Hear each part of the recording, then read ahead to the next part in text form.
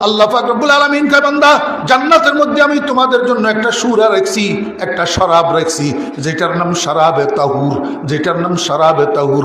আল্লাহ পাকের প্রেমের পবিত্র সূরা, আল্লাহ পাকের প্রেমের পবিত্র সূরা। এগুলা খাইলে মানুষের দিক বিদিক জ্ঞান শূন্য হয়ে যায় না। এগুলা খাইলে মানুষ প্রেসিডেন্ট হয়ে যায় না। মার চেহারার দিকে তাকাইয়া বউ ডাকে, বউয়ের চেহারার দিকে তাকাইয়া মা ডাকে। সাধারণ রাস্তা দিয়ে হাঁটতে হাঁটতে ডুলি ডুলি রাস্তার পাশে পুকুরের মধ্যে পড়ে যায়, আর কয় শালার লাস্তা আজকে বাঁকা হয়ে গেছে। আসলে লাস্তা বাঁকা হয়েছে না তার দেমাগ বাঁকা হয়েছে? আমার ভাইরা দুস্তাবাব, জান্নাতের মধ্যে আল্লাহ পাকের প্রেমের অমীয় সুধা রাখছেন, যেটার নাম শরাবে তাহুর। এই স্বেচ্ছাসেবক দলের যারা ড্রামওয়ালা আছে তাদের ড্রামের মধ্যে শরাবে তাহুর ভর্তি থাকবে।